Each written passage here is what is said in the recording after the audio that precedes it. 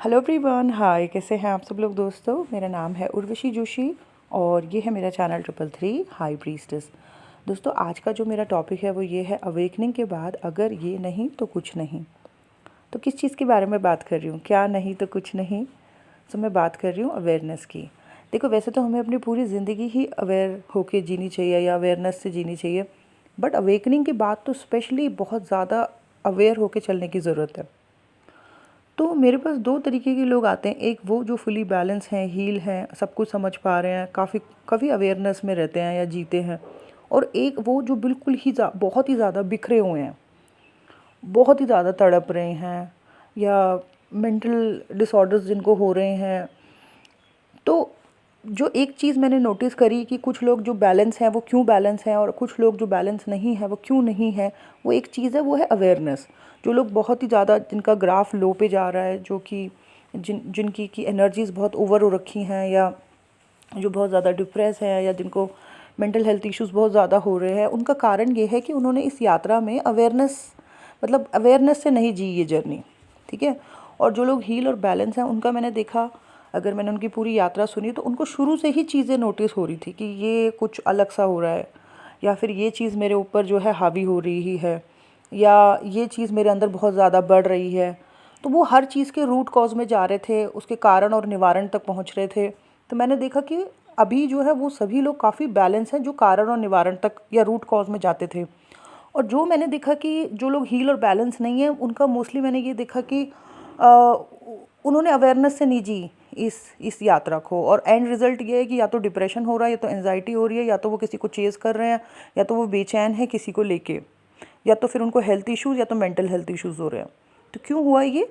क्योंकि उन्होंने अवेयरनेस से नहीं जी इस यात्रा को। शुरू से नोटिस करना था एक एक पॉइंट को कि ये चीज़ मेरे में अचानक से क्यों इतनी ज़्यादा बढ़ रही है। पहले तो ऐसा नहीं था, पहले तो मैं ऐसी नहीं थी, अब अचानक से इस जगह पे मैं जो है ये चीज़ मेरे ऊपर हावी हो रही है, या ये चीज़ मेरे अंदर बढ़ रही है। तो अगर वो शुरू से एक एक पॉइंट को नोटिस करते और उसके निवारण को ढूंढते या उसके रूट कॉज में जाते, तो कभी भी इशू नहीं होते।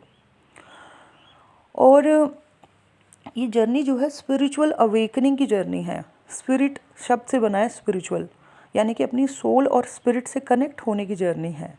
और जो भी व्यक्ति अपनी सोल और स्पिरिट से कनेक्ट हो पा रहा है, अपनी अंतरात्मा की आवाज़ को सुन पा रहा है, अपने अंदर के ईश्वर की आवाज़ को सुन पा रहा है, इसका मतलब उसने अपने ऊपर जो ईगो की लेयर्स थी, जो सोसाइटी से, घर से, फ्रेंड सर्कल से, जहाँ जहाँ से हम जुड़े हुए थे इस अर्थ पे, वहाँ वहाँ से जो भी गलत बिलीव्स या गलत चीज़ें जो हमारे साथ चिपकी हुई थी, जिसने उनकी लेयर्स को निकाला है, यानी कि उस ईगो को हटाया है, वही बेसिकली अपनी स्पिरिट और सोल से एक्चुअली में कनेक्ट हो पाया है और स्पिरिचुअल जर्नी को ढंग से जी पा रहा है।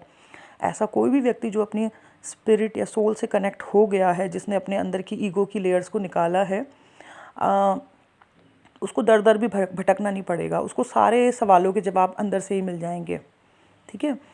तो जितने भी लोग इस प्रोसेस में हैं, जो कहते हैं मुझे कि हमारी स्पिरिचुअल अवेकनिंग हो चुकी है, ये तो एक पूरा प्रोसेस है जिसमें कि आपकी अभी असेंशन होगी, ईगो की लेयर्स निकलेंगी, आप अपनी सोल से ज़्यादा कनेक्ट हो पाओगे। और जो भी व्यक्ति सोल से कनेक्ट हो जाएगा, फिर उसको दर दर भटकना नहीं पड़ेगा। तो जितने भी लोगों को मैं नोटिस करती हूँ कि वो डिप्रेशन में है, स्ट्रेस है, जिनको हेल्थ इशू या मेंटल हेल्थ इश्यूज़ हो रहे हैं, या किसी और की वजह से वो बहुत ज़्यादा दुखी हो रखे हैं, बेचैन हो रखे हैं, मैंने देखा कि उन्होंने बाहर की तरफ ज़्यादा फोकस किया है, बाहर के व्यक्ति पे, बाहर की चीज़ों पे ज़्यादा फोकस किया है। इसके विपरीत अगर वो सेल्फ पे ज़्यादा फोकस करते, सेल्फ या अवेयरनेस से जीते इस जर्नी को, एक एक पॉइंट को नोटिस करते, एक एक पॉइंट को हील करते अपने, तो उससे वो जल्दी हील और बैलेंस हो पाते। डिप्रेशन कभी हावी नहीं होगा। अच्छा, एक और चीज़ मैंने देखा है कि जितने भी लोग बेसिकली अवेयरनेस से जीते इस जर्नी को, स्पिरिचुअल अवेकनिंग के इस प्रोसेस को, वो ना माया में फंसते हैं, ना उनका सबकॉन्शियस उनके साथ खेलता है। ठीक है। और सबकॉन्शियस उनके कंट्रोल में रहता है। ठीक है। और माया भी उन्हें उल्लू नहीं बना पाती है। परंतु मैंने देखा है कि जितने भी लोग जो हील बैलेंस नहीं हैं, वो माया से बार बार फंसते हैं। मतलब माया, या तो माया मतलब उनको फूल बनाती है, वही चीज़ें दिखाती है जो वो देखना चाहते हैं। और माया के प्लेयर्स भी बहुत हैं इस कलयुग में। तो वो क्या है कि उनके जो माया के प्लेयर्स हैं यहाँ पे, उनके उनके जालों में भी फंसे रहते हैं वो लोग। ठीक है। तीसरा मैंने देखा है कि सबकॉन्शियस माइंड भी उनके साथ बड़ा खेलता है, उनको कठपुतली बना देता है अपना। तो भाई ये यात्रा जो है ना अवेयरनेस से जीने की है, माया के गेम में बार बार नहीं फंसना है। और दूसरी चीज़ ये है कि अपने सबकॉन्शियस की कठपुतली भी नहीं बनना है। सो बेसिकली ये है कि जितने भी लोग इस अवेकनिंग की प्रोसेस में हैं, चाहे वो अपने ट्विन के थ्रू अवेकन हुए या किसी और सोल शॉक के थ्रू अवेकन हुए, तो अवेकनिंग के बाद एक चीज़ उनके अंदर होनी चाहिए, वो है अवेयरनेस।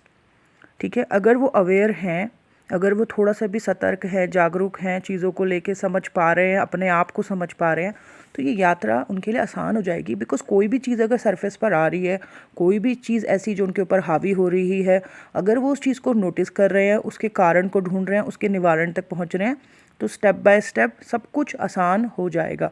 बट अगर कोई जो है अवेकनिंग के बाद बिल्कुल अवेयरनेस में नहीं है, अनअवेयर है, और बस या तो माया जो दिखाना चाह रही है वैसे ही देख रहे हैं, यानी कि इल्यूजन्स में फंसे हुए हैं, या माया के प्लेयर्स के गेम में फंसे हुए हैं, या फिर सबकॉन्शियस माइंड जो है उनके ऊपर हावी हो रहा है, तो फिर बर्बादी है पूरी की पूरी। ठीक है, सो ये काफ़ी वैसी गहरी चीज़ें हैं, नॉर्मल लोग तो इन सब बातों को नहीं समझ सकते हैं, बट जो लोग स्पिरिचुअल अवेकनिंग के प्रोसेस में होंगे, डेफिनेटली वो जो अवेयर होंगे वो समझेंगे कि क्या माया है, कैसे सबकॉन्शियस कंट्रोल करता है, कैसे माया के प्लेयर्स जो है आपको कैसे कलयुग में जो है माया के प्लेयर्स आपको इस गेम में जो है फंसा के रखते हैं, ताकि आप ऊपर की तरफ ना जा पाओ, यानी कि मोक्ष की तरफ ना जा पाओ। स्पिरिचुअल अवेकनिंग का प्रोसेस है ही एनलाइटमेंट, मोक्ष, निर्वाण की तरफ लेके जाता है, लेकिन यहाँ पे बीच में रोड़े बनते हैं। लेकिन यहाँ पे 2 से 3 चीज़ें हैं जो बीच में रोड़े बनती हैं। वो है फर्स्ट, आपका जब सबकॉन्शियस आपको मतलब कंट्रोल करने लगे, या आपके ऊपर हावी होने लगे, या आपको कठपुतली बना दे अपना।